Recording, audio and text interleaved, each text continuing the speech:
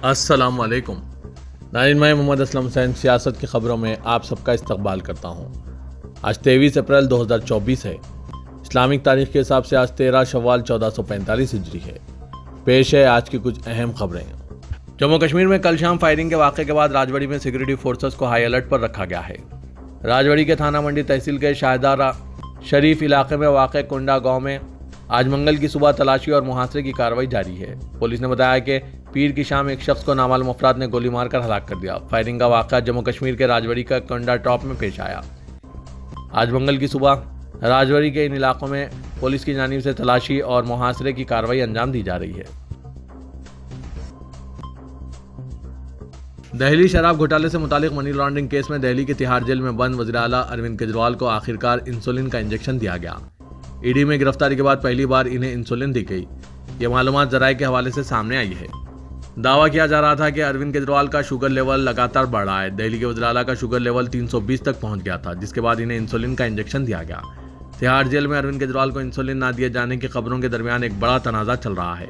Party मुसलसिल इल्जामात और जवाबी इल्जामात लगा रही है। इस पर जेल के डायरेक्टर जनरल संजय बेनीवाल ने दिल्ली के वज़ीर आला अरविंद केजरीवाल के इल्जामात को मुस्तरद करते हुए कहा है कि तिहाड़ में ज़ियाबतीस के तकरीबन 1000 मरीज हैं और इन्हें एम्स समेत सीनियर डॉक्टरों के मशवरे के मुताबिक खाना और पानी फराहम किया जा रहा है। राम मनोहर लोहिया अस्पताल में दवा दी जाती है। उन्होंने एनडीटीवी को बताया कि हमें आमतौर पर इस किस्म के दबाव का सामना करना पड़ता है। हम इससे बर्दाश्त करने के आदी हैं। यह जिंदगी का एक हिस्सा है।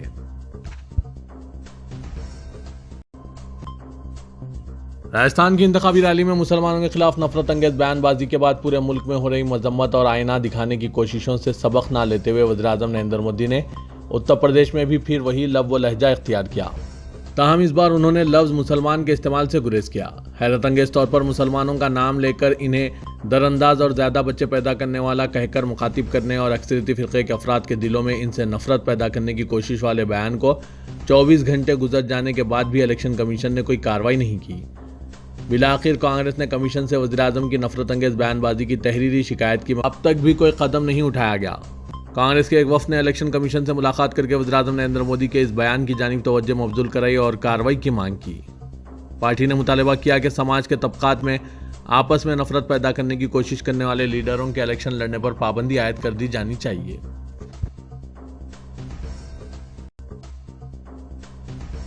राजस्थान की इलेक्शन रैली में मुसलमानों के खिलाफ वज़ीर आज़म के बयान का नोटिस लेते हुए एमनेस्टी इंटरनेशनल ने सोशल मीडिया प्लेटफॉर्म एक्स में अपनी तशवीश का इजहार किया और कहा कि हिंदुस्तान में मुसलमान मज़ीद हुकूक़ इंसानी की खिलाफ वर्जियों का शिकार हो रहे हैं।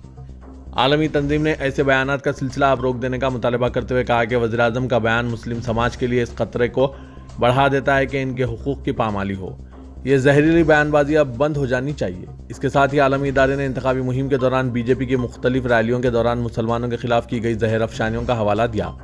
तंजीम ने 17 अप्रैल को आसाम में बीजेपी के एक उम्मीदवार की धमकी का भी हवाला दिया है, जिसमें मुसलमानों से कहा गया था कि अगर उन्होंने वोट ना दिया तो इनके घरों पर बुलडोजर भेज दिया जाएगा।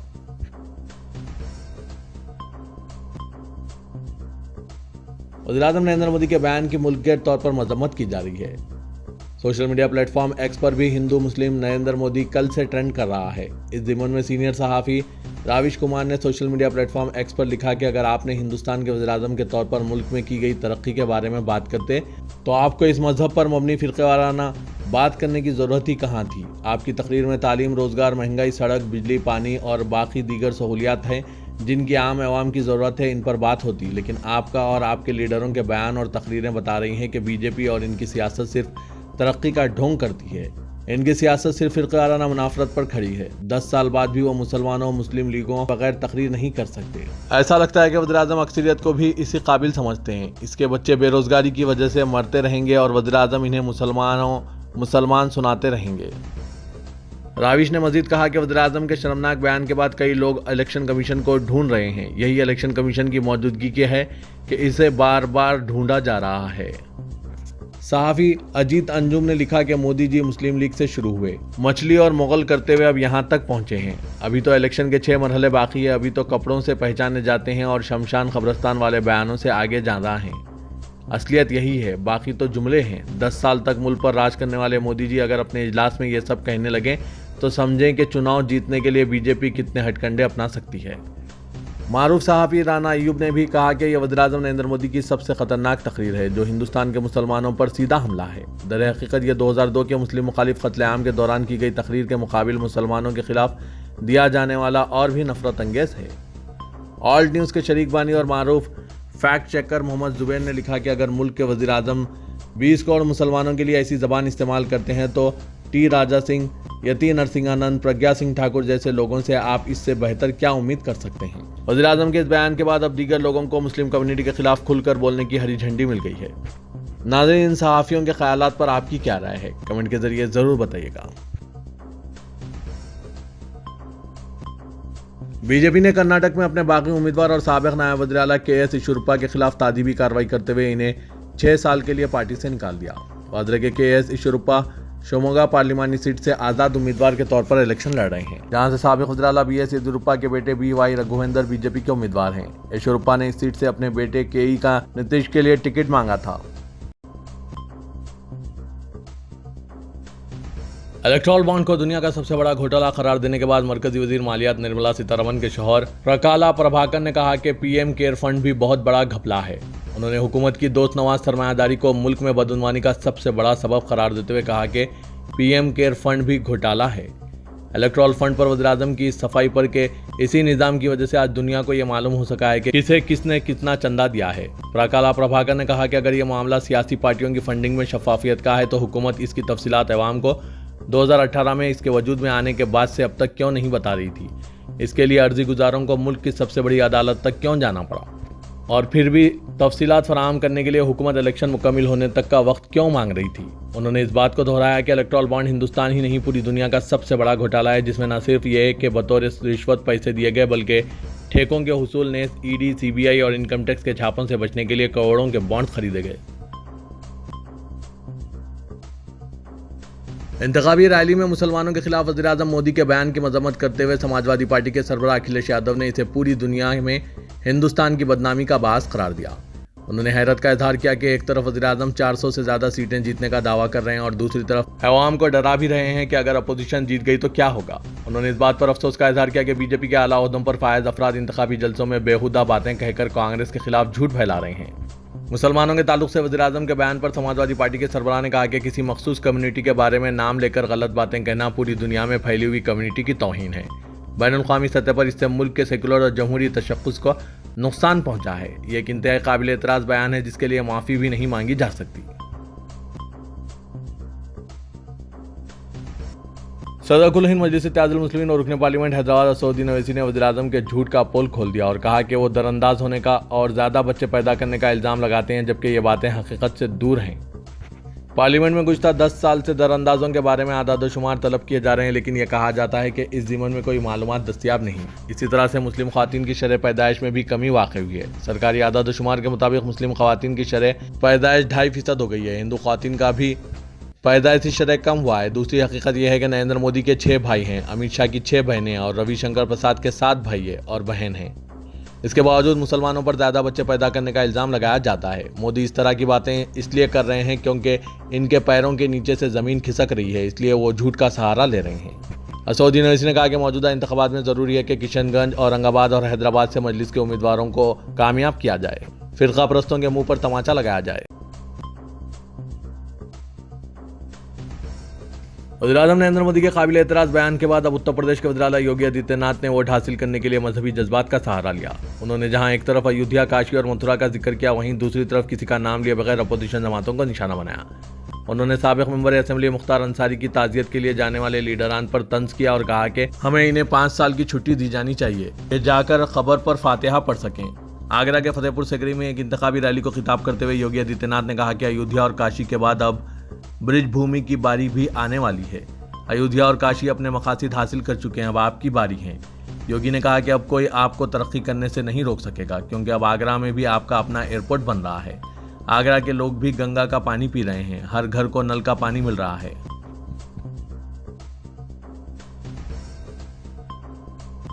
अलीगढ़ मुस्लिम यूनिवर्सिटी की वुमेन्स कॉलेज की प्रिंसिपल प्रोफेसर नईमा खातून को यूनिवर्सिटी का वाइस चांसलर मुकर्रर किया गया है।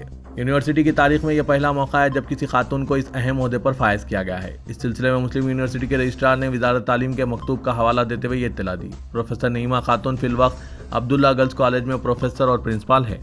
नईमा खातून ने नेशनल यूनिवर्सिटी रावंडा, लेओस वैली USA, यूनिवर्सिटी अल बालूला Romania, Bangkok, Istanbul, Turkey, Boston university USA में पढ़ाया है। वो 2014 से अब्दुल्ला कॉलेज की प्रिंसिपल है। इनके शौहर प्रोफेसर MU के कारगुजार VC हैं। प्रोफेसर तारक मंसूर के इस्तीफा देने के बाद VC का ओहदा खाली था और सभी को एक मुस्तकिल वाइस चांसलर का इंतजार था। AMU कोर्ट ने सदर जमहूरिया को 3 नाम भेजे थे, जिनमें professor MU Rabbani, professor Naima खातून, प्रोफेसर फैजान मुस्तफ़ा शामिल थे। इनमें से प्रोफेसर नईमा खातून के नाम पर हतमी मुहर लगाई गई। तेलंगाना के वज़ीर-ए-आला रेवंत रेड्डी ने वज़ीर-ए-आज़म नरेंद्र मोदी पर मुल्क में हिंदुओं और मुसलमानों के दरमियान नफरत के जज्बात भड़काकर सियासी फायदा उठाने की कोशिश का इल्जाम आयद किया। रेवंत रेड्डी ने कहा कि लोकसभा चुनाव में नरेंद्र मोदी को शिकस्त का यकीन हो चुका है और उन्होंने मजहबी मुनाफरत की सियासत इख्तियार करते हुए समाज को तकसीम करने की कोशिश की है। चीफ मिनिस्टर रेवंत रेड्डी ने आज आदिलाबाद, निजामाबाद और मलकाजगिरी लोकसभा हल्कों में कांग्रेस उम्मीदवारों A. Sugna, T. जीवन रेड्डी और सुनीता महिंदर रेड्डी की इंतखाबी रैलियों से खिताब किया।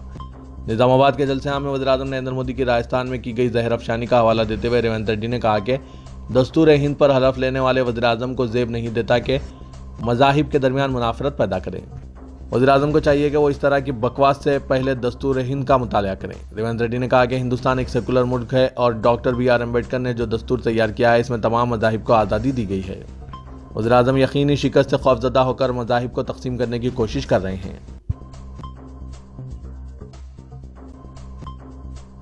मुल्क के मौजूदा सियासी हालात को सुधारने के लिए इंतखाबात को अहम करार दिया जा रहा है और रायदही के फीसद को बढ़ाते हुए खास तौर पर मुसलमानों की जानिब से मुत्तहदा कोशिशें की जा रही है, लेकिन चंद खुद साख्ता मुस्लिम रहनुमा और कायदीन की जानिब से सौदेबाजी का बाजार गर्म हो चुका है। मुसलमानों की क़यादत की आड़ में मुस्लिम मसाइल के लिए जद्दोजहद के दावेदार अब सियासी मैदान में कूद पड़े हैं और हर दो तरह से फ़ायदा उठाने की ऊँची हरकतों पर असर आ रहे हैं। तेलंगाना के पार्लिमानी हल्क़ाजात में हल्का पार्लियामेंट चेवड़ला इस मरतबा तवज्जो का मरकज़ बन गया है। रियासत के दौलतमंद अफराद में शुमार किए जाने वाले इस हल्के में एक दूसरे के मुकाबिल अपनी किस्मत आजमा रहे हैं। सालाना 33 करोड़ आमदनी वाले कांग्रेस उम्मीदवार रंजीत रेड्डी के मुकाबिल 5000 करोड़ रुपए आमदनी वाले विश्वेश्वर रेड्डी मैदान में है, जबकि एक और दौलतमंद ज्ञानेश्वर भी मुकाबले में है। चेवड़ला में राष्ट्र कांग्रेस और BJP के दरमियान दो रुखी मुकाबला माना जा रहा है। पोल्ट्री सनत के मारूफ शख्सियत रंजीत रेड्डी कांग्रेस से और अपोलो ग्रुप ऑफ हॉस्पिटल्स के कोंडा विश्वेश्वर रेड्डी BJP से उम्मीदवार हैं। इस हल्के में मुस्लिम वोट काफ़ी अहमियत और फैसलाकुन मौक़िफ़ रखते हैं। हर सियासी जमात की जानिब से कामयाबी के लिए एड़ी चोटी का जोर लगाया जा रहा है और सियासी कायदीन और पार्टियों की जानिब से मुस्लिम उम्मीदवारों को मैदान में उतारने की कोशिशें की जा रही है। इस दौर में चंद मौका परस्त सौदेबाज कायदीन अपना इलाका छोड़कर चेवड़ला का रुख करने लगे हैं ताकि मुसलमानों के मसाइल की यकसुई के नाम पर फ़ायदा उठाया जा सके। ऐसे सौदाबाज कायदीन हर दौर में कौम के नाम पर फ़ायदा उठाने में जुट जाते हैं। नाम निहाद मुस्लिम कायदीन को इन ऊंची हरकतों से जो अपने इलाके में सियासी असर नहीं दिखा सकते, चेवड़ला के सियासी मैदान में अपनी सरगर्मी दिखा रहे हैं, जो न सिर्फ इनके जहनों की अक्कासी करता है बल्कि सौदाबाज फितरत को भी कौम के सामने जाहिर होने का सबब माना जा रहा है। किसी भी मुल्क में खुशहाली उस वक्त तक मुमकिन नहीं है जब तक इस मुल्क की अक़लियत खुशहाल नहीं रहती। अमेरिका के माहिरीन का भी यही मानना है कि मगर हिंदुस्तान में दाढ़ी, टोपी, कपड़ों का हवाला देकर नस्ली इम्तियाज़ को बढ़ावा दिया जा रहा है। ये तमाम हमारे मुल्क की सबसे बड़ी अक़लियत के लिए पेश किए जा रहे हैं। हालांकि इस तरह की बातों से कोई फ़र्क पड़ने वाला नहीं है, जबकि अक़लियतों बिलखुसूस मुसलमानों को लीडरशिप से कभी भी ज़्यादा फ़ायदा नहीं हुआ है। कांग्रेस पार्टी ने लोकसभा 2024 के इंतखाबात के लिए अपने इंतखाबी मंशूर में बहुत सारी बातें नौजवानों, बेरोज़गार तबक़े और ख़वातीन और अक़लियतों के लिए शामिल की है, मगर इस मंशूर की रसाई को ज़्यादा से ज़्यादा लोगों तक यकीनी बनाने की ज़रूरत है। न्यूज़ एडिटर सियासत जनाब आमिर अली खान ने संविधान रक्षक नामी रज़ाकाराना तंजीम के ज़ेरे एहतमाम मदीना एजुकेशन सेंटर में सियासी मंशूर को समझने के उन्वान पर मुनक़िदा मुबाहसे में मेहमान ख़ुसूसी की हैसियत से खिताब करते हुए इन ख़यालात का इजहार किया। AIPC कुल Hind research head Congress party के मंशूर मसूदे की तैयारी 2024 टीम की रुकन नविका हर्षा ने इस मुबाहसे में कलीदी खिताब किया। तेलंगाना में स्कूल्स के लिए गरमाई तातीलात 24 अप्रैल तक 11 जून होंगे और नए तालीमी साल यानी तालीमी साल 2024-25 का आगाज़ 12 जून को होगा।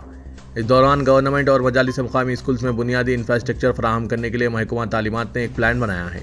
महकमे का इरादा गरमाई तातीलात के दौरान स्कूल्स की हालत को बेहतर बनाने के लिए तब्दीलियाँ करने का है। सहूलतों की फराहमी के लिए महकमा तालीमात का इरादा 1100 करोड़ रुपए खर्च करने का है और इन कामों को अम्मा आदर्शा पाठशाला कमेटी के तफ्वीज़ किया गया, जिन्हें हाल ही में रियासती हुकूमत की जानिब से हर गवर्नमेंट स्कूल और लोकल बॉडी स्कूल में तश्कील दिया गया है। मजलिस इत्तेहादुल मुस्लिमीन के कायदे मुक़न्नना और रुकन असम्बली चन्नान गुट्टा अकबरुद्दीन अवैसी ने वज़ीर-ए-आज़म नरेंद्र मोदी की जानिब से मुसलमानों को दरअंदाज करार देने पर शदीद एतराज़ करते हुए कहा कि हम वही हैं जिन्होंने इस मुल्क पर 1000 बरस हुक्मरानी की है और इस मुल्क के चप्पे चप्पे पर हमारी अजमत की निशानियाँ मौजूद हैं। अकबरुद्दीन अवैसी ने कहा कि हमने इस मुल्क को ताजमहल, कुतुब मीनार, चार मीनार की खूबसूरती दी है, तो वहीं लाल किला और गोलकुंडा किले की फसीलें हमारे इस्लाफ की इस मुल्क से मोहब्बत की निशानियाँ हैं। हमारे इस्लाफ ने ही जामा मस्जिद और मक्का मस्जिद इस मुल्क में तामीर करवाए। अकबरुद्दीन अवैसी ने कहा कि मीडिया के लोग मुझे और असद भाई को भड़काओ भाईजान कहते हैं। वो इनसे पूछना चाहते हैं कि क्या वज़ीर-ए-आज़म का ये लब व लहजा दुरुस्त है? क्या इन्हें ज़ेब देता है कि वो मुल्क के बाइज़्ज़त शहरियों जिनको दस्तूर ने मसावी हुकूक दिए हैं, इन्हें दरअंदाज करार दें? अकबरुद्दीन अवैसी ने छोटा बाजार गोलकुंडा हल्का असम्बली कारवान में एक इंतखाबी जलसे से खिताब करते हुए इन ख्यालात का इजहार किया। उन्होंने नरेंद्र मोदी की इस बात की सख्ती से नफी की कि मुसलमान ज़्यादा बच्चे पैदा करते हैं। अकबरुद्दीन अवैसी ने बताया कि इंडिया शाइनिंग का नारा देने वाले साबिक़ वज़ीर-ए-आज़म अटल बिहारी वाजपेयी को 7 भाई बहन थे। वज़ीर-ए-आज़म नरेंद्र मोदी के 6 भाई बहन हैं। वज़ीर दाखिला अमित शाह को 6 बहनें हैं। VHP के साबिक़ सदर अशोक सिंघल के वालिदैन को भी 7 औलादें थीं। उत्तर प्रदेश के चीफ मिनिस्टर योगी आदित्यनाथ के वालिदैन को भी 7 बच्चे हैं। आसाम के चीफ मिनिस्टर हिमंता बिस्वा शर्मा के वालिदैन को भी 7 बच्चे हैं। RSS के सरबराह मोहन भगवत के वालिदैन को भी 4 बच्चे हैं। फिर मुसलमानों पर इल्ज़ाम लगाया जा रहा है कि मुसलमान ज़्यादा बच्चे पैदा करते हैं। नाज़रीन, अकबरुद्दीन अवैसी के ख्यालात पर आपकी क्या राय है? कमेंट के जरिए ज़रूर बताइएगा। भारतीय जनता पार्टी के रुकन असम्बली मलून राजा सिंह के खिलाफ एक और मुकदमा दर्ज किया गया है। रामनवमी के मौके पर राजा सिंह ने पुलिस की इजाजत के बगैर अपने हामियों के साथ रैली निकाली थी। इस सिलसिले में इंतखाबी क़वायद की खिलाफ वर्जी और हनुमान व्यायामशाला के पास तकरीर के मामले में सुल्तान बाजार पुलिस ने इनके खिलाफ ताज़रात हिंद की दफ़ात 188, 290 आर के तहत मुकदमा दर्ज किया है। कबल अज़ीम अफजलगंज पुलिस ने इसके खिलाफ मुकदमा दर्ज किया था। रामनवमी जुलूस के मौके पर क़वायद की खिलाफ वर्जी पर मलून रुकन असम्बली के खिलाफ अफजलगंज और सुल्तान बाजार में 2 मुकदमा दर्ज किए जा चुके हैं।